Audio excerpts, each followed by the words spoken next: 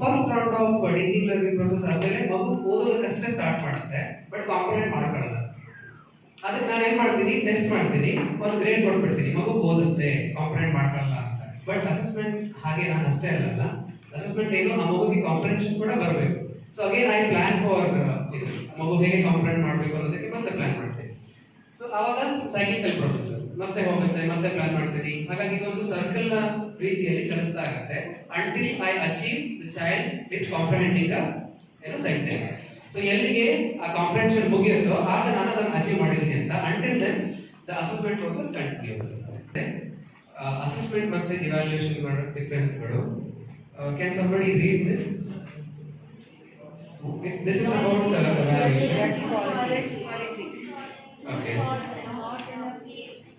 Too short and not enough leaves. एक झाड़ है,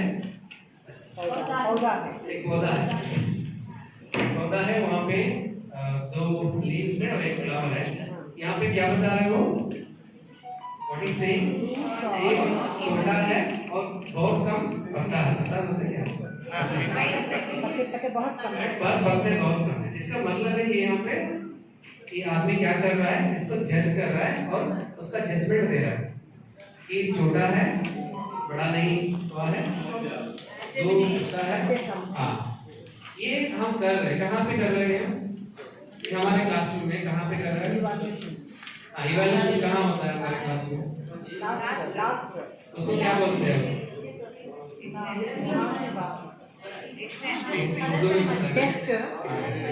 समेटिव असेसमेंट बोलते हैं. एक्चुअली असेसमेंट में ज्यादातर लोग यही करते हैं, क्लासरूम में ये देखने को मिलता है. असेसमेंट का मतलब यही समझते हैं इवैल्यूएशन. सीसीआई जस्ट कंटीन्यूअसली चल रहा है ना. सीसीई का मतलब हम कैसे समझे हैं वो थोड़ा सोचना पड़ेगा. ತುಂಬಾ ಜನರು सीसीई ಅಂತಂದ್ರೆ सीसीई ಅನ್ನ ಕಂಟಿನ್ಯೂಸ್ ಅಂಡ್ ಕಾಂಪ್ರಿಹೆನ್ಸಿವ್ ಇವ್ಯಾಲ್ಯೂಯೇಷನ್ ಅಂತ ಅನ್ಕೊಂಡಿದ್ದಾರೆ. But they are doing the same summative assessment. They are not understood clear CCE. ನಿಮಗೆ ತುಂಬಾ ಕಡೆ ಕಾಣಿಸುತ್ತೆ ಅದು. ನೀವು ನೋಡಿ ಫಾರ್ಮೇಟಿವ್ ಅಸೆಸ್ಮೆಂಟ್ ಅಂತ ಹೇಳ್ತೀವಲ್ಲ, ಹೇಗೆ ಮಾಡ್ತೀವಿ ಮತ್ತೆ ಹೀಗೆ ಮಾಡೋದಲ್ವಾ ನಾವು. ಒಂದು ಪಾಠ ಆದ್ಮೇಲೆ ಅಥವಾ ಒಂದು ಯೂನಿಟ್ ಆದ್ಮೇಲೆ ಅಸೆಸ್ಮೆಂಟ್ ಮಾಡ್ತೀವಿ. ಅದರ ನೇಚರ್ ಹೇಗಿರುತ್ತೆ? The nature is similar to summative assessment. But ನಾವು ಹೇಳೋದೇನದನ್ನ ನಿಮ್ಗೆ ಈಗ ಕಲಿಕಾ ಚಟುವಟಿಕೆಗಳು ಬರುತ್ತೆ ಫಾರ್ಮೇಟಿವ್ ಅಂತ ಸಮೇಟಿವ್ ಅಸೆಸ್ಮೆಂಟ್ ಅಂತ. ಬಟ್ ಫಾರ್ಮೇಟಿವ್ ಅಸೆಸ್ಮೆಂಟ್ ಅನ್ನು ಕೂಡ ನಾವು ಸಮೇಟಿವ್ ರೀತಿಯಲ್ಲೇ ಮಾಡ್ತಾ ಇದೀವಿ. ಹಾಗಾಗಿ it is very important to understand what is formative assessment. So evaluation ಅಲ್ಲಿ ಏನ್ ಮಾಡ್ತೀವಿ, ನಾವೊಂದು ವ್ಯಕ್ತಿಯನ್ನ ಅಥವಾ ಒಂದು ಮಗುವನ್ನ ಜಸ್ಟ್ ಜಡ್ಜ್ ಮಾಡ್ತೀವಿ. ಆ ಮಗು ಹೀಗಿದೆ, ಅವನಿಗೆ ರೀಡ್ ಓನ್ಲಿ 1 ಸೆಂಟೆನ್ಸ್, ಅಥವಾ ಅವನಿಗೆ ಬೇಸಿಕ್ ಸಿಂಗಲ್ ಡಿಜಿಟ್ಸ್ ನಂಬರ್ ನ ಮ್ಯಾಥಮೆಟಿಕ್ಸ್ ಮಾತ್ರ ಬರುತ್ತೆ, ಜಡ್ಜ್ ಮಾಡಿ ಅವನನ್ನ ಹೇಳ್ತೀವಿ. But assessment is something different. ಇದೇನಿದೆ ಸೇಮ್ ಇದಿದೆ. ಇವರು ಎವ್ಯಾಲ್ಯೂಯೇಷನ್ ಮಾಡ್ತಿದ್ದಾರೆ, ಇವರು ಅಸೆಸ್ಮೆಂಟ್ ಮಾಡ್ತಿದ್ದಾರೆ. ಸೊ ಇಲ್ಲೇನ್ ಹೇಳ್ತಾ ಇದೆ?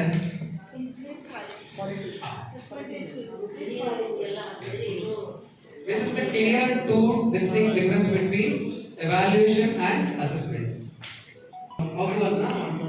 ಕೊನೆಯಲ್ಲಿ ಎಂಡಿಗೆ ಇನ್ನೊಂದು ಮೌಲ್ಯಾಂಕನ ಮಾಡ್ತೀರಿ ಅಂತಾದ್ರೆ, ಅಸೆಸ್ಮೆಂಟ್ ಮಾಡ್ತೀರಿ ಅಂತಾದ್ರೆ, ಇದ್ರ ಬೇಸ್ ಮೇಲೆ grade A, grade B, grade C ಹಾಗೆ ಮಾಡ್ತೀವಿ ಅಥವಾ ಪ್ರಮೋಟ್ ಮಾಡ್ತೀವಿ.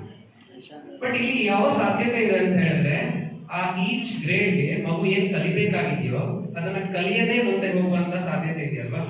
ನಾವು 3ನೇ ಕ್ಲಾಸಿಂದ 4ನೇ ಕ್ಲಾಸಿಗೆ ಹೋಗುವಾಗ ಮಧ್ಯದಲ್ಲಿ ಏನೋ ಒಂದು ಮೌಲ್ಯಾಂಕನ ಮಾಡ್ತೀವಲ್ಲ, ಇದು ಸಾಫಲ್ಯ ಪರೀಕ್ಷೆ 4ನೇ ಕ್ಲಾಸಿಗೆ ಬರುತ್ತೆ ಮಗು. ಬಟ್ ಅದಕ್ಕಿಂತ ಮುಂಚೆ 3ನೇ ಕ್ಲಾಸಿಗೆ ಏನ್ ನೆನಪಿದೆ ಅಂತ अगर आप अच्छे से सिखाए होते बच्चों को, वो लर्निंग आउटकम ನೀವು ಕಲಿಸಿದ್ರೆ 4ನೇ ಕ್ಲಾಸಿಗೆ ಹೋದಾಗ ಅದನ್ನ ಮಾಡೋ ಅವಶ್ಯಕತೆ ಬರೋದಿಲ್ಲಲ್ಲ. ಡೆಫಿನೆಟ್ ಅಲ್ವಾ. ಸೊ ಹಾಗಿದ್ರೆ ನಾವು ಏನ್ ಮಾಡ್ತಾ ಇದೀವಿ, ಇದನ್ನ ಮಾಡ್ತಾ ಇದೀವಿ ಹೊರತು ಇದನ್ನ ಮಾಡ್ತಾ ಇಲ್ಲ. ಇಲ್ಲಿ ಏನ್ ಮಾಡ್ಬೇಕಾಗತ್ತೆ, ನಾನು ಹಿಂದೆ ಒಂದು ಸೈಕ್ಲಿಕಲ್ ಪ್ರೊಸೆಸ್ ಅಂತ ಹೇಳಿದ್ನಲ್ಲ, ಓದಿ ಅರ್ಥ ಮಾಡ್ಕೊಳ್ಬೇಕು ಅನ್ನೋದು ಆ ಮಗು ಸಾಧಿಸಬೇಕು ಆ ವರ್ಷದಲ್ಲಿ ಅಂತ ಆದ್ರೆ, ಫಸ್ಟ್ ಓದುತ್ತೆ, ಅರ್ಥ ಮಾಡ್ಕೊಳ್ಳಿಕ್ ಬರಲ್ಲ ಅಂದ್ರೆ ಇಲ್ಲಿ ಮೀನಿಂಗ್ ಕೊಡುತ್ತೆ ನೋಡಿ. ಇದು ಗಿಡ ಇದೆ, ಬಟ್ ಅಲ್ಲಿ ಜಜ್ಮೆಂಟ್ ಮಾಡ್ತಾ ಇಲ್ಲ, ಅದು ಬೆಳೆಯೋದಕ್ಕೆ ಏನ್ ಮಾಡ್ತಾ ಇದಾರೆ ಅವರು, ಪೋರಿಂಗ್ ವಾಟರ್ ಅಲ್ಲ, ನೀರ್ ಹಾಕ್ತಾ ಇದ್ದಾರೆ. ಅಂದ್ರೆ ಇನ್ನೂ ಚೆನ್ನಾಗಿ ಬೆಳೀಲಿ, ಅದರ ಕ್ವಾಲಿಟಿಯನ್ನ ಇಂಪ್ರೂವ್ ಮಾಡ್ತಾ ಇದ್ದಾರೆ. ಸಿಮಿಲರ್ಲಿ ನಮ್ಮ ಅಸೆಸ್ಮೆಂಟ್ ನ ಉದ್ದೇಶವೂ ಕೂಡ ಮಕ್ಕಳು ಪ್ರತಿ ತರಗತಿಯ ಕಲಿಕಾ ಫಲವನ್ನ ಸಾಧಿಸುವ ಹಾಗೆ ಇರಬೇಕು ಅಂತ. ಜಸ್ಟ್ ಅದು ಸಾಧಿಸಿದೆಯೋ ಇಲ್ಲೋ ಅಂತ ಹೇಳಿ ಬಿಟ್ಬಿಡೋದಲ್ಲ, ಅದು ಅಚೀವ್ ಆಗೋವರೆಗೂ ನಮ್ಮ ಮೌಲ್ಯಾಂಕನ ನಡೀತಾ ಇರಬೇಕು ಅನ್ನೋದು. ಸೊ ಹಾಗಾಗಿ ಇದು ನಾವು ಸಾಕಷ್ಟು ಗಮನಿಸಬೇಕಾಗ್ತದೆ. ಇದೊಂದು ಅಪ್ರೋಚ್ ಇದೆ ನಮಗೆ, ನಿಮ್ಗೆ ಗೊತ್ತಿದೆ ಇದು, you have been using this in your classrooms, ಅಥವಾ ನಿಮಗೆ ಕಾನ್ಸೆಪ್ಟ್ ಪರಿಚಯ ಇರ್ಬೋದು. ಮೂರು ತರದ ಅಪ್ರೋಚ್ ಇದೆ ನಮ್ಮಲ್ಲಿ. One is assessment of learning, second assessment for learning, and third is assessment as learning. ಯಾರಾದ್ರೂ ಹೇಳ್ಬೋದಾ ಏನಾದ್ರೂ ಡಿಫ್ರೆನ್ಸ್ ಇದರಲ್ಲಿ? ಈ तीनों में क्या डिफरेंस है?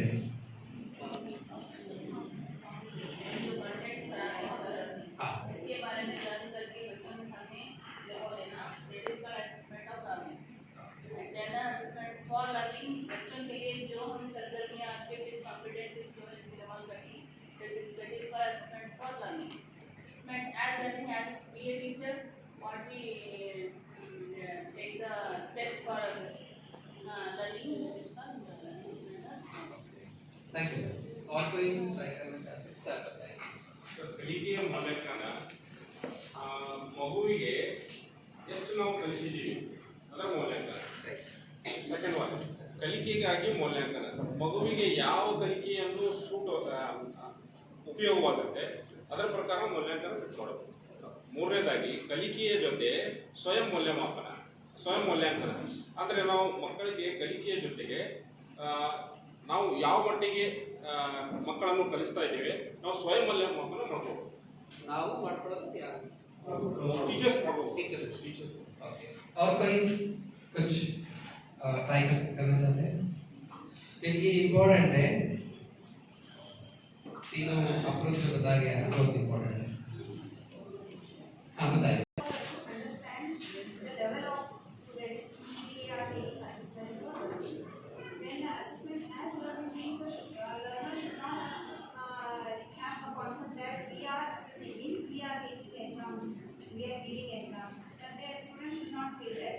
So in the process of assessment, actually we are teaching and learning. The students are learning. Thank you. ಸರಿ ಇದೆ, ಕೆಲವು ಸಮೀಪದ ಉತ್ತರಗಳಿದ್ದಾವೆ. ಅಸೆಸ್ಮೆಂಟ್ ಆಫ್ ಲರ್ನಿಂಗ್ ಅಂತ ಹೇಳಿದ್ರೆ, ನೀವೀಗ ಇದು ಸಮೇಟಿವ್ ಅಸೆಸ್ಮೆಂಟ್ ಮಾಡ್ತಾ ಇದ್ದೀರಲ್ಲ, that is called assessment of learning.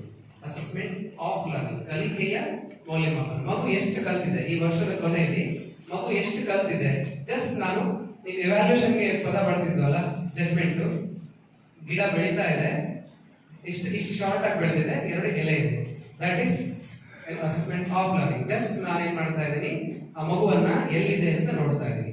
Assessment of learning.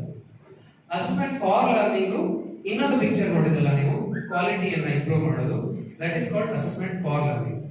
Assessment for learning ಅಂತ ಹೇಳಿದ್ರೆ ಕಂಟಿನ್ಯೂಸ್ ಆಗಿ ನಡೀತಾ ಇರುತ್ತೆ. ಮಗು ಕಲಿಕಾ ಫಲವನ್ನ ಸಾಧಿಸಬೇಕು, ಆ ಸಾಧಿಸಲಿಕ್ಕೆ ಬೇಕಾದಂತ ಚಟುವಟಿಕೆಗಳನ್ನ ನಾನು ಮಾಡ್ತಾ ಆ ಮಗು ಕಲಿಯೋ ಹಾಗೆ ಮಾಡ್ತೀನಿ. ಆ ಮಧ್ಯದಲ್ಲಿ ನಾನು ಮಾಡುವಂತ ಮೌಲ್ಯಾಂಕನವನ್ನ ಅಸೆಸ್ಮೆಂಟ್ ಫಾರ್ ಲರ್ನಿಂಗ್ ಅಂತ ಕರೀತಾರೆ. ಸಮೇಟಿವ್ ಅಸೆಸ್ಮೆಂಟ್ ನೀವು ಕೊನೆಗೆ ಮಾಡ್ತೀರಲ್ಲ, ಆ ಮಗುನ ಎಷ್ಟು ABC ಅಂತ ಗ್ರೇಡ್ ಮಾಡಲಿಕ್ಕೆ ಅಥವಾ ನೆಕ್ಸ್ಟ್ ಗ್ರೇಡ್ಗೆ ಕಳಿಸೋದಕ್ಕೆ, that is called assessment of learning. ಎಷ್ಟು ಕಲ್ತಿದೆ ಇಲ್ಲಿವರೆಗೆ ಅನ್ನೋದು ಅಸೆಸ್ಮೆಂಟ್ ಆಫ್ ಲರ್ನಿಂಗ್. ಕಲಿಯೋದಕ್ಕೆ ಹೆಲ್ಪ್ ಮಾಡೋದು, ಮಗು ಕಲಿಯೋದಕ್ಕೆ ಹೆಲ್ಪ್ ಮಾಡೋದು, ಆ ಕಲಿಕಲ್ಪವನ್ನು ಸಾಧಿಸೋದಕ್ಕೆ ಹೆಲ್ಪ್ ಮಾಡೋದು assessment for learning. Assessment as learning ಇದು ಇಂಪಾರ್ಟೆಂಟ್ ಇರೋದು, ಬಟ್ ನಾವೆಲ್ಲರೂ ಮರ್ತಿದ್ದೀವಿ, ಅದನ್ನ ನಾವು ಕಡಿಮೆ ಮಾಡ್ತಿದ್ದೀವಿ.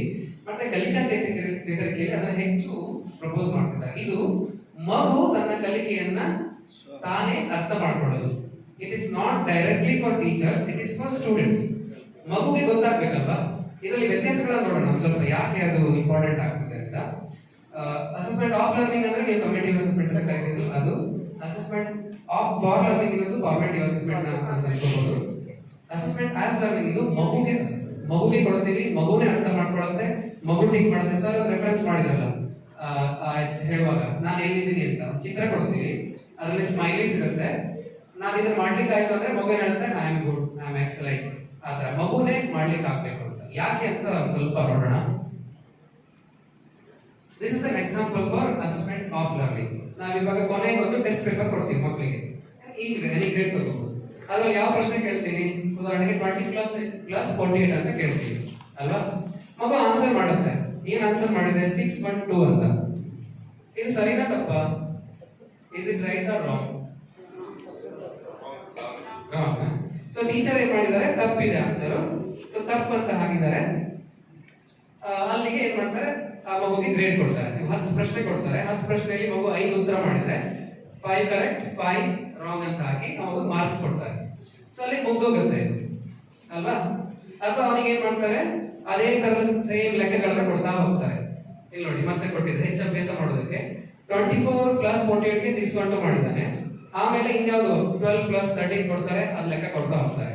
ಬಟ್ ಇಲ್ಲಿ ಏನಾಗುತ್ತೆ ಅಂತ ಹೇಳಿದ್ರೆ ಮಗುವನ್ನ ಜಸ್ಟ್ ಜಡ್ಜ್ ಮಾಡ್ತಾರೆ ಹೊರತು ಮಗುಗೆ ಏನ್ ಪ್ರಾಬ್ಲಮ್ ಆಗಿದೆ, ಯಾವ ಕಾರಣದಿಂದ ಮಗುಗೆ ಈ ಲೆಕ್ಕ ಮಾಡ್ಲಿಕ್ಕೆ ಬರ್ಲಿಲ್ಲ ಅನ್ನೋದನ್ನ ಟೀಚರು ಅನಲೈಸ್ ಮಾಡ್ಕೊಳ್ಳೋದಿಲ್ಲ. ಇದ್ರ ಬೇಸ್ ಮೇಲೆ ಮಗುಗೆ ಗ್ರೇಡ್ ಕೊಡ್ತಾರೆ. ಬಟ್ ಅಸೆಸ್ಮೆಂಟ್ ಫಾರ್ ಲರ್ನಿಂಗ್ ಏನ್ ಮಾಡುತ್ತೆ, ಸೊ ಇಲ್ಲಿ ಏನ್ ಮಾಡ್ತೀವಿ ಅದು ನೋಡ್ಕೊಂಡು ಮಗು ನೀವು ಹೇಳಿದ್ರಲ್ಲ ಸರ್, ಎಕ್ಸಲೆಂಟ್, ಗುಡ್, ಫೇರ್, ಇನ್ನು ಇಂಪ್ರೂವ್ಮೆಂಟ್ ಬೇಕು ಅಂತ ನಾವು ಗ್ರೇಡ್ ಕೊಟ್ಬಿಡ್ತೇವೆ. ಸೊ ಇದ್ರಲ್ಲಿ ಏನಾಗುತ್ತೆ ಅಂತ ಹೇಳಿದ್ರೆ ಜಸ್ಟ್ ಇದು ಟೀಚರಿಗೆ ಒಂದು ಫೀಡ್ಬ್ಯಾಕ್ ಸರಿಯಾಗಿ ಸಿಕ್ಕೋದಿಲ್ಲ ಇದರಲ್ಲಿ. ಅಂದ್ರೆ ಮಗು ಯಾವ ಕಾರಣಕ್ಕೋಸ್ಕರ ಆ ತಪ್ಪನ್ನ ಮಾಡಿದಾನೆ ಅನ್ನುವಂಥದ್ದು ಟೀಚರಿಗೆ ಇದರಿಂದ ಮಾಹಿತಿ ಸಿಕ್ಕೋದಿಲ್ಲ ಈ ಏನು ಅಸೆಸ್ಮೆಂಟ್ ಆಫ್ ಲರ್ನಿಂಗ್ ಇಂದ. ಮತ್ತೆ ಈ ಗ್ರೇಡಿಂಗ್ ಮಾಡುವಾಗ ನಾವೇನ್ ಮಾಡ್ತೀವಿ ಅಂತ ಹೇಳಿದ್ರೆ ಅದರ್ ಎಜುಕೇಶನಲ್ ಆಸ್ಪೆಕ್ಟ್ಸ್ ಗಳನ್ನ ಗಮನಿಸೋದಿಲ್ಲ ಅಂತ. ಅಂದ್ರೆ extracurricular activities, co curricular activities ಅಂತ ನೀವೇನ್ ಕರಿತೀರಲ್ಲ, NEP ಅದನ್ನ ಇಂಟಿಗ್ರೇಟ್ ಮಾಡ್ಕೊಳ್ಳೋದ್ರ ಬಗ್ಗೆ ಮಾತಾಡುತ್ತೆ. ಇಲ್ಲಿ ಬರೀ ಮಗುವಿನ ಕಾನ್ಸೆಪ್ಟ್ ಅನ್ನ ಟೆಸ್ಟ್ ಮಾಡ್ತೀವಿ ಹೊರತು ಬೇರೆ ಯಾವ ಎಲಿಮೆಂಟ್ಸ್ ಗಳನ್ನ ಕೂಡ ಇಲ್ಲಿ ಟೆಸ್ಟ್ ಮಾಡಲ್ಲ ಇದರಲ್ಲಿ. ಸೊ ಅದನ್ನ ನಾವು ನೆಗ್ಲೆಕ್ಟ್ ಮಾಡ್ತೀವಿ ಅಂತ. ಮತ್ತೆ ಮತ್ತೆ ಇದು ಇಲ್ಲಲ್ಲ, ಏನಂದ್ರೆ ಮಕ್ಕಳಲ್ಲಿ ಈ ನಾವು ಅವಾಗ ಮಾತಾಡ್ತಾ ಇದ್ವಲ್ಲ ಹೈಯರ್ ಆರ್ಡರ್ ಸ್ಕಿಲ್ಸ್ ಗಳ ಬಗ್ಗೆ, ಇದರಲ್ಲಿ ಬರೀ ನಾವೇನ್ ಮಾಡ್ತಾ ಇದ್ವಿ ಅಂದ್ರೆ ಆ ಲೆಕ್ಕ ಬಂದಿದೆಯಲ್ಲ ಅಷ್ಟೇ ಟೆಸ್ಟ್ ಮಾಡ್ತೀವಿ ಹೊರತು ಇದರಲ್ಲಿ ರಿಯಲ್ ಲೈಫ್ ಸಿಚುವೇಶನ್ ಗೆ ಆ ಮಗುಗೆ ಅಂತದನ್ನ ಮಾಡ್ಲಿಕ್ಕೆ ಆಗತ್ತೆ. ಫಾರ್ ಎಕ್ಸಾಂಪಲ್ 21 + 48 ಅನ್ನೋ ಲೆಕ್ಕನ ನೀವು ಬಾಯಿ ಲೆಕ್ಕದಲ್ಲಿ ಹೇಳಿದ್ರೆ, ಈಗ ಅಂಗಡಿಗೆ ಹೋಗ್ತೀಯಾ, ನಿನ್ನ ಹತ್ರ ಒಂದು 100 ರೂಪಾಯಿ ಇದೆ, 48 ರೂಪಾಯಿ ನೀನು ಏನೋ ವಸ್ತು ತಗೋತೀಯಾ, ಅದಕ್ಕೆ ಮತ್ತೆ 21 ರೂಪಾಯಿ ಏನೋ ವಸ್ತು ತಗೋತೀಯಾ, ಹಾಗಿದ್ರೆ ಎಷ್ಟು ದುಡ್ಡು ಇತ್ತು, ಎಷ್ಟು ಖರ್ಚು ಮಾಡಿದೆ, ನಿನ್ನ ಹತ್ರ ಎಷ್ಟು ಉಳಿತು ಅಂತ ಬಾಯಿ ಲೆಕ್ಕ ಕೇಳಿದಾಗ ರಿಯಲ್ ಲೈಫ್ ಸಿಚುವೇಶನ್ ಗೆ ಅಪ್ಲೈ ಮಾಡ್ಕೊಳ್ಳಿಕ್ಕೆ ಹೋದಾಗ ಅಂತ ಪ್ರಶ್ನೆಗಳನ್ನ ಆನ್ಸರ್ ಮಾಡ್ಲಿಕ್ಕೆ ಇಲ್ಲಿ ಯಾವುದೇ ಅಸೆಸ್ಮೆಂಟ್ ನ ಮಾನದಂಡಗಳು ಇದರಲ್ಲಿ ಇರೋದಿಲ್ಲ. ಸೊ ಹಾಗಾಗಿ ಇದರ ಮಿತಿಗಳು ಇರೋದ್ರಿಂದ ಅಸೆಸ್ಮೆಂಟ್ ಫಾರ್ ಲರ್ನಿಂಗ್ ಗೆ ಬಂದ್ರೆ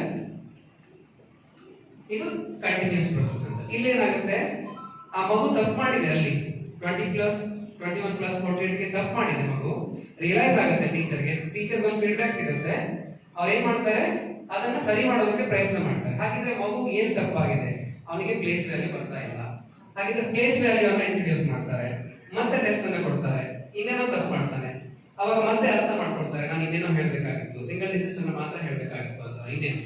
ಸೊ ಹಾಗೆ ಮಾಡ್ತಾ ಮಾಡ್ತಾ ಏನಾಗುತ್ತೆ, ಆ ಮಗುಗೆ ಲೆಕ್ಕ ಸರಿಯಾಗೋ ಹಾಗೆ ಕಲಿಸುವುದಿದೆಯಲ್ಲ ಅದು ಫಾರ್ಮೇಟಿವ್ ಅಸೆಸ್ಮೆಂಟ್ ನ ಭಾಗ ಆಗ್ತದೆ. ಡಿಫರೆನ್ಸ್ ಗೊತ್ತಾಗ್ತಿದೆಯಾ ನಿಮಗೆ ಎರಡರದ್ದು? ಅಲ್ಲಿ ಜಸ್ಟ್ ಜಡ್ಜ್ ಮಾಡಿ ಆ ಮಗುಗೊಂದು ಗ್ರೇಡ್ ಕೊಟ್ಬಿಡ್ತೀವಿ ತಪ್ಪು ಮಾಡಿದೆ ಅಂತ. ಬಟ್ ಇಲ್ಲಿ ತಪ್ಪಿನ ಕಾರಣ ತಿಳ್ಕೊತೀವಿ, ಸರಿ ಮಾಡೋದಕ್ಕೆ ಪ್ರಯತ್ನಗಳನ್ನ ಮಾಡ್ತಾ ಆ ಮಗು ಕಲಿಕೆ ಆಗುವ ಹಾಗೆ ಮಾಡ್ತೀವಿ assessment for learning. It's a cyclical process. Okay, just an illustration ಇದು. ಇದನ್ನ ಒಂದು ಅಸೆಸ್ಮೆಂಟ್ ಗೆ ನೀವು ಆಡಿದ್ದೀರಾ ಇದೆಲ್ಲ, snake and ladder, played in your childhood days ಅಲ್ಲ, ಈಗೂ ಆಡ್ತಿರ್ಬೋದು ಮೋಸ್ಟ್ಲಿ. ಇದನ್ನ ಒಂದು ಅಸೆಸ್ಮೆಂಟ್ ಗೆ ಉದಾಹರಣೆ ತಗೊಳ್ಳೋದಾದ್ರೆ ಒಂದು ಸ್ವಲ್ಪ ಯಾರಾದ್ರೂ ಹೇಳ್ಬೋದಾ, ಏನ್ ರೆಪ್ರೆಸೆಂಟ್ ಮಾಡ್ತಾ ಇದೆ ಇದು? ಲ್ಯಾಡರ್ ಏನ್ ರೆಪ್ರೆಸೆಂಟ್ ಮಾಡುತ್ತೆ, ಸ್ನೇಕ್ ಏನ್ ರೆಪ್ರೆಸೆಂಟ್ ಮಾಡುತ್ತೆ, ಮತ್ತೆ ಈ ನಂಬರ್ಸ್ ಏನು ಅಂತ?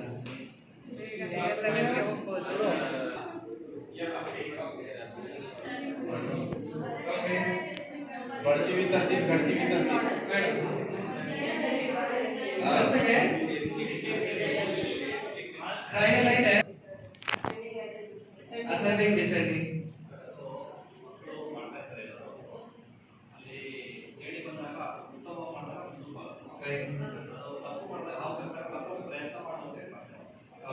Okay, very good sir. ಮತ್ತೆ ಸರ್ ತಪ್ಪನ್ನು ತಿದ್ದುಕೊಳ್ಳೋಕೆ ಒಂದು ಅವಕಾಶ.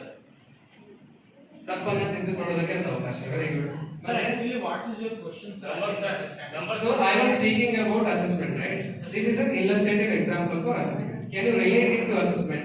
Relate this naked ladder chart to assessment. Sir, one, I will talk. Yeah, please. If a child is learning from step by step, Which are the steps here?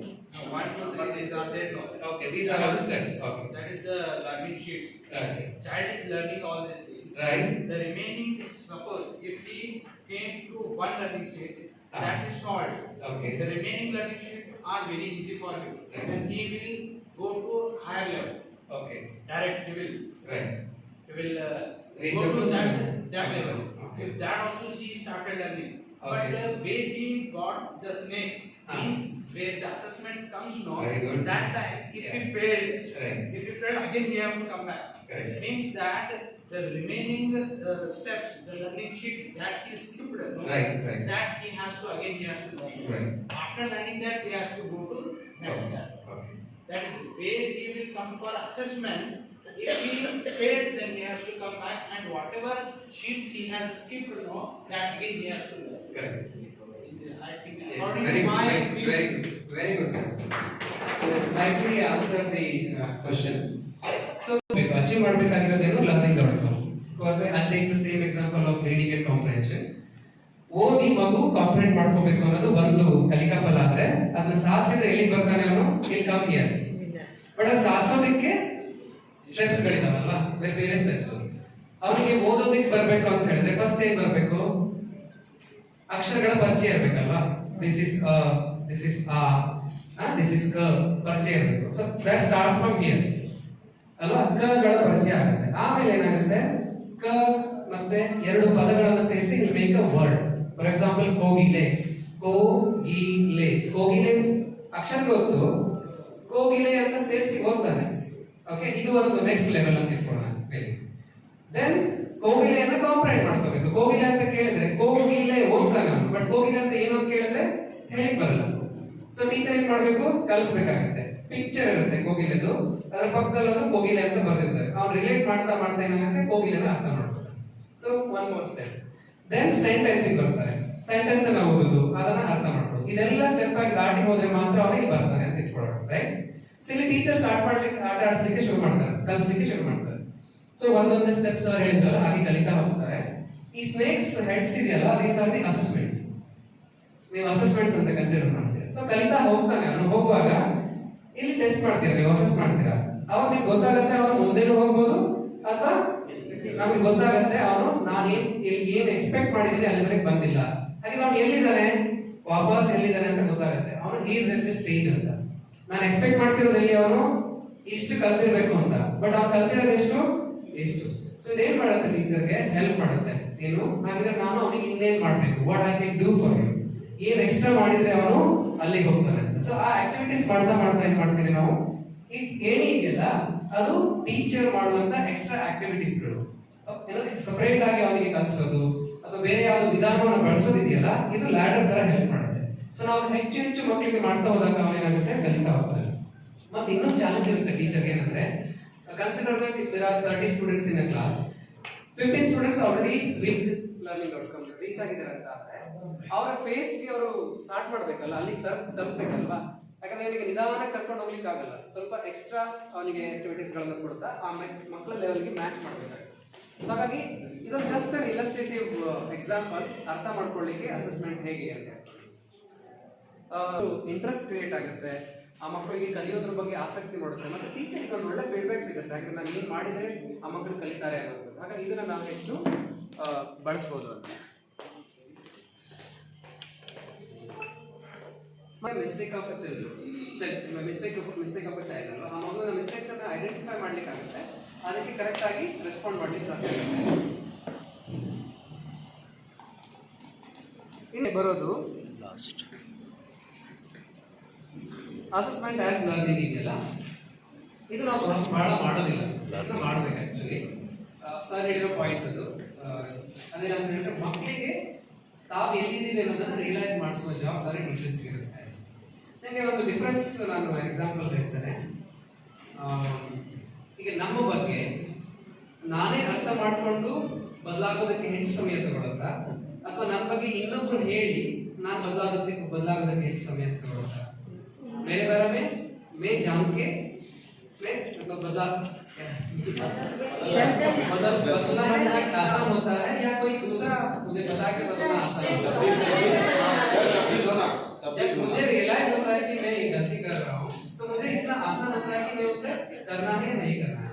Similarly बच्चों के साथ वैसे होता है ना, बच्चे अब समझते हैं कि मुझे ये नहीं आता है, मैं इसमें मुझे नहीं आ रहा है मुझे, अगर वो रियलाइज होगा बच्चा तो वो सीख पाएगा, जैसे सीख पाएगा ना वो मेमोरी रहता है ना वो लॉन्ग टर्म रहता है।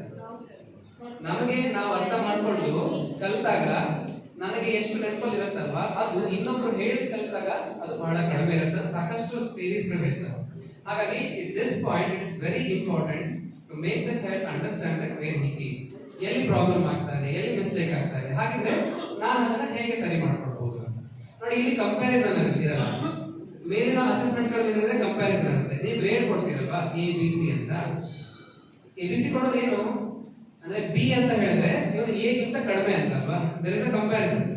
Suppose if you give C to a particular child it means you are comparing C child to A and B. ಆ ಕಂಪ್ಯಾರಿಸನ್ ಇರುತ್ತೆ, ಮಗು ಏನಾಗುತ್ತೆ ಡಿಮೋಟಿವೇಟ್ ಆಗೋ ಸಾಧ್ಯತೆಗಳು ಇರುತ್ತೆ. ಬಟ್ ಇಲ್ಲಿ ಅಸೆಸ್ಮೆಂಟ್ ಆಸ್ ಲರ್ನಿಂಗ್ ಅಲ್ಲಿ ಮಗುವಿಗೆ ಡಿಮೋಟಿವೇಟ್ ಆಗುವಂತ ಸಾಧ್ಯತೆಗಳು ಇರೋದಿಲ್ಲ, ಯಾಕಂದ್ರೆ ಮಗು ತನಗೆ ಅರ್ಥ ಆಗುತ್ತೆ ನಾನು ಎಲ್ಲಿದ್ದೀನಿ ಅಂತ, ಕಂಪೇರ್ ಮಾಡ್ಕೊಳ್ಳೋದು. ಸೊ ಹಾಗಾಗಿ ಅವಳ ಓದುವ ಮತ್ತೆ ಅರ್ಥ ಮಾಡ್ಕೊಳ್ಳುವ ಕಲಿಯುವ ಫೇಸ್ ಇದೆಯಲ್ಲ ಅದು ಜಾಸ್ತಿ ಆಗ್ತಾ ಹೋಗುತ್ತೆ, ಮತ್ತೆ ಲರ್ನಿಂಗ್ ಹೆಚ್ಚು ಸ್ಟ್ರಾಂಗ್ ಆಗಿ ಮನಸ್ಸಲ್ಲಿ ಮಗು ಉಳಿಯುತ್ತೆ. ಸೊ ಇದು ಅಸೆಸ್ಮೆಂಟ್ ಆಸ್ ಲರ್ನಿಂಗ್ ಅಂತ. ಸೊ ಇದು ಒಂದು ಎಕ್ಸಾಂಪಲ್ ನಿಮಗೆ ಹೇಗೆ ಮಾಡ್ಬೋದು ಅಸೆಸ್ಮೆಂಟ್ ಆಸ್ ಲರ್ನಿಂಗ್. ಮೋಸ್ಟ್ಲಿ ನಿಮಗೆ ಕಲಿಕಾ ಕ್ಷೇತ್ರದಲ್ಲಿ ಇಂಥದ್ದು ಸಾಕಷ್ಟು ಮಾಡ್ಲಿಕ್ಕೆ ಇರುತ್ತೆ. ಸೊ ನೀವು ಕಲಿಸಿರ್ತೀರಿ, ಮಗು ಕಲ್ತಿದೆ ಅನ್ನೋದನ್ನ ನೀವು ಫಾರ್ಮೇಟಿವ್ ಸಮೇಟಿವ್ ಅಲ್ಲಿ ಮಾಡ್ತೀರಿ ಅದನ್ನ, ಬಟ್ ಮಗುಗೆ ಅರ್ಥ ಆಗೋದಕ್ಕೆ ಈ ತರ ಕೆಲವು ಫಾರ್ಮೆಟ್ಸ್ ಅನ್ನು ನಾವು ಮಾಡ್ಬೋದು. ಸರ್ ಹೇಳಿರೋದು ಎಕ್ಸಾಂಪಲ್ ಇದೆ. ಇಲ್ಲಿ ಕೆಲವು ಪದಗಳಿದಾವೆ, ಆ ಪದಗಳನ್ನ ಮಕ್ಕಳಿಗೆ ಮಾಡ್ಲಿಕ್ಕೆ ಕೊಡ್ತೀವಿ, ಮಗು ಮಾಡುತ್ತೆ, ಮಾಡಿದ್ಮೇಲೆ ಅರ್ಥ ಮಾಡ್ಕೊಳುತ್ತೆ ನಾನು ಎಷ್ಟು ಮಾಡ್ಲಿಕ್ಕೆ ಸಾಧ್ಯ ಆಗಿದೆ, ಎಷ್ಟು ಮಾಡ್ಲಿಲ್ಲ, ನಾನು ಏನೇನ್ ಮಾಡ್ಬೋದಾಗಿತ್ತು. ಹಾಗಿದ್ರೆ ಇದನ್ನ ನೋಡಿದ್ರೆ ನಾನು ಯಾವ ಲೆವೆಲ್ ಅಲ್ಲಿ ಇದ್ದೀನಿ. ಇಲ್ಲಿ ನೋಡಿ ಸ್ಮೈಲಿಸ್ ಇದೆ, ಆ ಸ್ಮೈಲಿಸ್ಗೆ ಮಗು ಟಿಕ್ ಮಾಡುತ್ತೆ.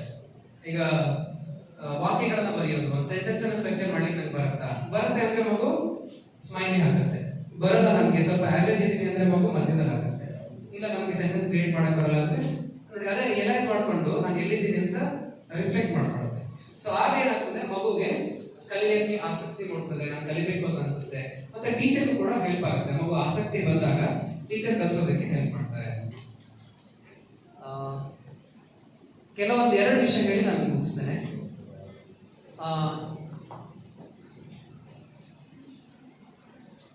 What is this? Box. This is box. Black box. इसके अंदर क्या है? जादू का जादू का पिटारा। पिटारा। इसके अंदर क्या है? सर तुम्हें दिखाई कि खजाना है। सर बोल रहे खजाना है। कैसे पता हमें कि खजाना है? कुछ भी हो सकता है ना, कुछ भी हो सकता है, कुछ नहीं भी हो सकता है। एम्प्टी हाँ, अगर आप मान लीजिए कि ये बच्चा है, मान लीजिए कि ये बच्चा है, आप कुछ बता रहे हैं बच्चों को, ठीक है, आप पढ़ा रहे हैं। आप पढ़ाने के लिए हमारे पास बहुत सारे हैं कि करिकुलम है, अच्छे अच्छे टीचर्स हैं, टेक्स्ट बुक है, सब है हमारे पास, बहुत सारे रिसोर्सेस से सब दिया है एजुकेशन डिपार्टमेंट। हम ये सब बच्चों को दे रहे हैं। देने के बाद डायरेक्टली बता सकते हैं कि बच्चे सीख रहे हैं? नहीं नहीं बता सकते हैं?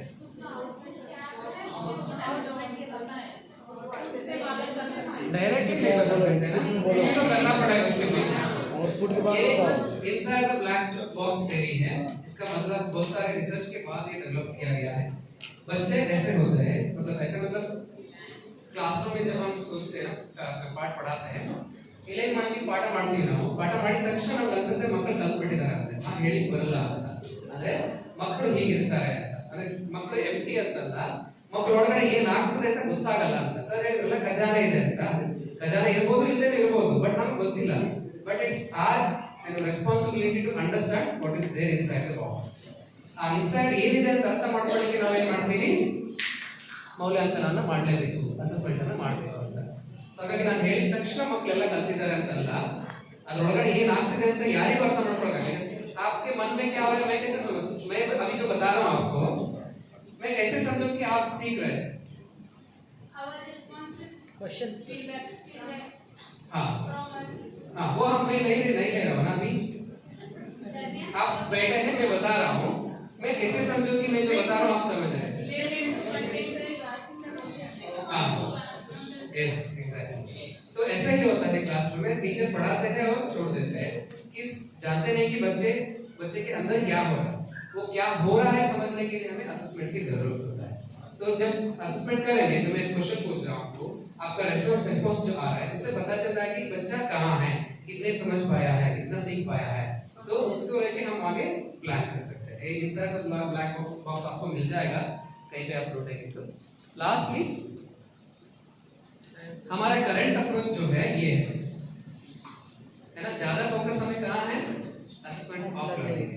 हम पूरा पढ़ाते हैं, पढ़ाने के बाद बच्चों को एक एग्जाम करते हैं, लिखते हैं, भेज देते हैं, एसएटी लिस्ट में डाल देते हैं। हमारा ज्यादा फोकस अभी असेसमेंट फॉर लर्निंग हम बोल रहे हैं, आप बोल रहे थे ना कि सीसी का फॉलो कर रहे हैं। आप अभी रिफ्लेक्ट कीजिए, सीसी में अभी हम क्या कर रहे हैं, फॉर्मेटिव असेसमेंट बोल रहे हैं, बट उसका मतलब सिर्फ समेटिव असेसमेंट भी है ना, ये दोनों मिला के ज्यादा समेटिव असेसमेंट का फोकस है। ये तो हम कहीं नहीं कर रहे हैं, असेसमेंट एज लर्निंग तो हम नहीं कर रहे हैं ना, कहीं कर रहे हैं, बट ये शिफ्ट होना चाहिए। एनईपी और जो कलिका क्षेत्र के और अभी का जो कॉन्सेप्ट जो बता रहे हैं ना, this has to shift from this. ज्यादा फोकस कहां पे होना चाहिए, बच्चों को समझने के लिए मौका देना चाहिए, बच्चे समझना चाहिए ताकि उनका लर्निंग ज्यादा अच्छा हो जाएगा। उसके बेस में हमें असेसमेंट फॉर लर्निंग होना चाहिए ताकि बच्चों को सीखने के लिए ज्यादा मौका देना है, सिखाना है बच्चों को। ये जो है ना, just for the sake of SATs आप कर सकते हैं। आपको बताया गया है, एक फॉर्मेट दिया गया है, बच्चा कहाँ है परसेंटेज में देखो, लिखो ए ग्रेड बी ग्रेड। सिर्फ ये काम बहुत कम है ना, अगर ये दोनों ज्यादा हो जाए तो ये कितने है, बहुत कम समय में होता है। तो इसलिए हमारा फोकस ज्यादा इसमें होना चाहिए। ये समेटिव असेसमेंट है, कॉपरेटिव असेसमेंट है और एक सेल्फ असेसमेंट का ऑप्शन। तो ये असेसमेंट का अप्रोच को थोड़ा सा जल्दी बता दिया मैंने, आपका खाने का टाइम हो गया। अगर इसके बारे में अगर कोई क्वेश्चंस है तो हम थोड़ा सा इंटरेक्ट कर सकते हैं। मैंने जल्दीबाजी में कुछ स्किप करके बता दिया आपको, और थोड़ा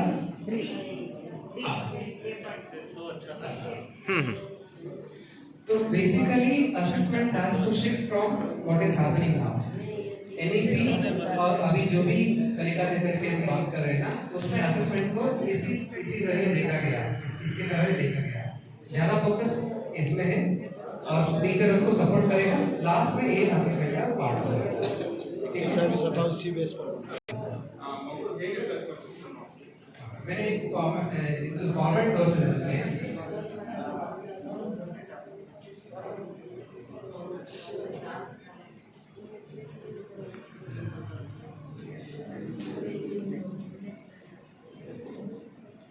ಇದೊಂದು ಸಿಂಪಲ್ ಫಾರ್ಮ್ಯಾಟ್ಸ್ ಆಯ್ತು। ಇದರಲ್ಲಿ ನೋಡಿ ನಾವು ಕೆಲವು ಆಕ್ಟಿವಿಟೀಸ್ ಕೊಡ್ತೀವಿ ಮಕ್ಕಳಿಗೆ, ಇದಷ್ಟು ಪದಗಳಿದೆ, ಒಂದಷ್ಟು ಪದಗಳಿದಾವೆ। ಮಗುಗೆ ಏನು ಪ್ರಶ್ನೆ ಕೊಡ್ತೀವಿ ಅಂತ ಹೇಳಿದ್ರೆ ಅಲ್ಲಿ ಬರವಣಿಗೆಯಲ್ಲಿ ಈ ಪದಗಳನ್ನು ನೋಡಿ ಒಂದಷ್ಟು ವಾಕ್ಯ ಮಾಡು, ಒಂದು ಪ್ರಶ್ನೆ ಮಗು ಹೇಳ್ತೀವಿ, ಒಂದು ವಾಕ್ಯ ಮಾಡ್ಲಿಕ್ಕೆ ಹೇಳ್ತೀವಿ, ಬಟ್ ಮಗು ಇನ್ನೊಂದು ಪ್ರಶ್ನೆ ಹೇಳ್ತೀವಿ, ಬರೀ ಒಂದು ವಾಕ್ಯ ಅಲ್ಲ, ನಿಮ್ಗೆ ಎಷ್ಟು ಬೇಕಿದ್ರು ನೀವು ಮಾಡ್ಬೋದು, ಓಕೆನಾ? ಇನ್ನೊಂದು ಹೇಳ್ಬೋದು, ಆ ಪದಗಳನ್ನು ಸೇರಿಸಿ ಒಂದು ಕವನ ಮಾಡು, ಚಿಕ್ಕ ಒಂದು ಕವನ ಮಾಡು ಅಂತ ಹೇಳ್ಬೋದು, ಒಂದು ಕವನ ಎರಡು ಕವನ ಏನೋ ಮಾಡ್ಬೋದು, ಅದು ಮಾಡುತ್ತೆ ಮಗು। ಮಾಡಿದ್ಮೇಲೆ ಇಲ್ಲಿ ಕೆಲವು ಪ್ರಶ್ನೆಗಳಿದಾವೆ ಮಗುಗೆ, ಮಗು ಓದ್ಕೊಂಡು ಅದಕ್ಕೆ ರೆಸ್ಪಾಂಡ್ ಮಾಡಲಿಕ್ಕೆ। ಇದರಲ್ಲಿ ಏನಿದೆ, ನಾನು ಕೊಟ್ಟ ವಿಷಯದ ಮೇಲೆ ವಾಕ್ಯಗಳನ್ನು ಬರೆಯುತ್ತೇನೆ ಅಂತ, ಯಾವುದೋ ಒಂದು ವಿಷಯ ಕೊಟ್ಟಿದ್ದಾರೆ, ಏನೋ ಪದ ಕೊಟ್ಟಿದ್ದಾರೆ, ಅದ್ರ ಮೇಲೆ ವಾಕ್ಯ ಬರೆಯಕ್ ಬರುತ್ತೆ ನನಗೆ, ನಾನು ಓದ್ತೀನಿ, ಓಕೆ, ನಾನು ಬರೀಲಿಕ್ಕೆ ಬಂದ್ರೆ ನನಗೆ ಬರುತ್ತೆ, ನಾನು ಬರೀಲಿಕ್ಕೆ ಬರಲ್ಲ ಅಂದ್ರೆ ಬರಲ್ಲ। ಸೊ ಅಲ್ಲಿ ರೈಟ್ ಸರಿ ತಪ್ಪು ಅಂತ ಎಲ್ಲೂ ಇರೋದಿಲ್ಲ। ನಾವೇನ್ ಮಾಡಿರ್ತೀವಿ, 3 ಸ್ಮೈಲೀಸ್ ಇರುತ್ತೆ, ಸ್ಯಾಡ್ ಇದೆ, ಸ್ಮೈಲಿ ನಗ್ತಾ ಇರೋದಿದೆ, ಮಧ್ಯದೊಂದು ಬೇಸರ ಮಾಡ್ಕೊಂಡಿರೋದಿದೆ ಅಲ್ವಾ? ಸೊ ಮಗುಗೆ ಚೆನ್ನಾಗಿ ಬರೀಲಿಕ್ಕೆ ಬರುತ್ತೆ, ಒಂದಷ್ಟು ಸೆಂಟೆನ್ಸ್ ಗಳನ್ನ ಮಾಡ್ಲಿಕ್ಕೆ ಬರ್ತಾನೆ ಅಂತ ಇಲ್ ಬಿ ವೆರಿ ಹ್ಯಾಪಿ, ಓಕೆ ನನಗೆ ಬರುತ್ತೆ, ನನಗೆ ಟೀಚರ್ಸ್ ಏನೇ ಕೊಟ್ಟರು ನನಗೆ ಒಂದಷ್ಟು ವಾಕ್ಯಗಳನ್ನ ನಾನು ಮಾಡುವಷ್ಟು ಕೆಪಾಸಿಟಿ ನನಗಿದೆ, I be very happy. So ನಾನೇನ್ ನೋಡ್ತೀನಿ, ಐ ಟಿಕ್ ಹಿಯರ್, ಓಕೆನಾ, ನನ್ನನ್ನು ನಾನು ಅರ್ಥ ಮಾಡ್ಕೊತೀನಿ, ನನಗೆ ಬಂದಿದೆ ಅಂತ। ಅಂದ್ರೆ ನನಗೆ ಬರ್ತಾ ಇಲ್ಲ ಅಂತ ಆದ್ರೆ ಏನ್ ಮಾಡ್ತೀನಿ, ನನಗೆ ಬರೀ ಅಕ್ಷರಗಳನ್ನಷ್ಟೇ ಜೋಡಿಸ್ತೇನೆ, ನನಗೆ ಸೆಂಟೆನ್ಸ್ ಮಾಡಕ್ ಬರಲ್ಲ ಅಂತಂದ್ರೆ ಟೀಚರ್ಗೆ ಮಗುಗೆ ಅರ್ಥ ಆಗುತ್ತೆ, ಓಕೆ ನನಗೆ ಬರ್ತಾ ಇಲ್ಲ। ಇದರಲ್ಲಿ ಬೇರೆ ಯಾರ್ದು ಏನು ಇರೋದಿಲ್ಲ, ಮಗುನೇ ಸ್ವಲ್ಪ ಆಗಿ ಅದನ್ನ ಅರ್ಥ ಮಾಡ್ಕೊಳ್ಳಿ ಪ್ರಯತ್ನ ಮಾಡಿ। ಸಿಮಿಲರ್ಲಿ ಸ್ವಂತ ಕವನ ಪದಗಳನ್ನ ರಚಿಸ್ತೇನೆ, ಇದು ಕೊಟ್ಟಿದ್ದಾರೆ ಇಲ್ಲಿ, ಬಟ್ ಕ್ವಶನ್ ಹೇಗೆ ಕೇಳಿದೀವಿ, ಕೊಟ್ಟಿರೋದನ್ನ ನೋಡ್ಕೊಂಡು ಕವನ ರಚನೆ ಮಾಡೋದಲ್ಲ, ಓನ್ ಆಗಿ ಕ್ರಿಯೇಟ್ ಮಾಡ್ತೀನಿ ನಾನು ಅಂತ ಪ್ರಶ್ನೆ ಇದೆ। ಮಗುಗೆ ನಾವು ಕ್ರಿಯೇಟ್ ಮಾಡ್ಲಿಕ್ಕೆ ಬರುತ್ತೆ ಅಂತ ಅಂದ್ರೆ He'll be very happy. Take care. So ಇದರ ಆಧಾರದ ಮೇಲೆ ಏನ್ ಮಾಡ್ತೀವಿ, ಶಿಕ್ಷಕರು ಇದನ್ನ ನೋಡ್ತಾರೆ. ನೋಡ್ಕೊಂಡು ಶಿಕ್ಷಕರು ಲಾಸ್ಟಿಗೆ ಒಂದು ಫೀಡ್ಬ್ಯಾಕ್ ಇರುತ್ತೆ ಶಿಕ್ಷಕರದೇ. ಇದೆಲ್ಲ ನೋಡಿ ಆದ್ಮೇಲೆ ಹಾಗಿದ್ರೆ ಅವನು ಉತ್ತಮ, ಅತ್ಯುತ್ತಮ. ಆಕ್ಚುಲಿ ಹೀಗೂ ಬಳಸಬಾರ್ದು. ನಾವು ಲೆವೆಲ್ಸ್ ಬಗ್ಗೆ ಮಾತಾಡ್ತೀವಿ, ಲೆವೆಲ್ 1, ಲೆವೆಲ್ 2, ಲೆವೆಲ್ 3 ಅಂತ. ಸೊ ಅದನ್ನ ಹಾಕ್ಬೇಕು. ಇದು ಆಕ್ಚುಲಿ ರಾಂಗ್. ಇದು ಅತ್ಯುತ್ತಮ, ಉತ್ತಮ ಅಂತ ಬರಬಾರ್ದು. Level 1, level 2, level 3, level 4. ಹಾಗೂ ಮಗುವನ್ನ ರೂಬ್ರಿಕ್ಸ್ ಅನ್ನ ಆಧಾರವಾಗಿ ಇಟ್ಕೊಂಡು ನೋಡಿದ್ರೆ ಮಗುಗೆ ಏನ್ ಬರುತ್ತೆ, ಏನ್ ಬರಲ್ಲ, where is he, is at level 1, level 2, level 3, level 4. ಈ ತರದ್ದು ಸಾಕಷ್ಟು ಮಾಡಿ ನಾವು ಕೊಡ್ಬೋದು ಮಕ್ಕಳಿಗೆ. ಅಷ್ಟೇ, ಅದಕ್ಕೆ ಟು ಲಾಟ್ ಮಾಡೋದು. ಅಥವಾ ಇದು ಜಸ್ಟ್ ಪೇಪರ್ ಪೆನ್ಸಿಲ್ ಟೆಸ್ಟ್ ತರ ಆಗುತ್ತೆ. ಇದು ನೀವು you can give oral question ಕೂಡ ಕೇಳ್ಬೋದು. ಒಂದು ಆಕ್ಟಿವಿಟಿ ಕೊಟ್ಟು ಮಗುಗೆ ಅದಕ್ಕೆ ಕೆಲವು ಪ್ರಶ್ನೆಗಳನ್ನ ಕೊಡಿ. ಈಗ ನೀನು ಇದು ಮಾಡಿದ ಸರಿನಾ, ನೀನು ಇಷ್ಟು ಮಾಡ್ಬೋದಾ, ಓರಲ್ ಆಗಿ ಪ್ರಶ್ನೆ ಕೂಡ ಮಾಡ್ಬೋದು. ಆ ಮಗು ಹೇಳುತ್ತೆ, ರಿಫ್ಲೆಕ್ಟ್ ಮಾಡ್ಕೊಳುತ್ತೆ. ಅದರ ಪ್ಲೇಸ್ ಮೇಲೆ ಕೂಡ ಮಗು ರಿಯಲೈಸ್ ಮಾಡಿಸ್ಲಿಕ್ಕೆ ಪ್ರಯತ್ನ ಮಾಡಿ. Yes sir. In this Kalika year, after teaching all this market and running sheets, Yes. how to do the assessment and after doing the assessment, what are the records and how to Yeah. write and prepare for that record. So I think you have a session, separate session. Yes, sir. This is basically a concept of assessment, and they'll introduce how to do the assessment according to Kalika. They have the formats also, and they have a guideline how to do the formative assessment, for which how many marks, how to do the summative assessment, for how many marks. They have given the dates also when to do it. Everything. Thank you.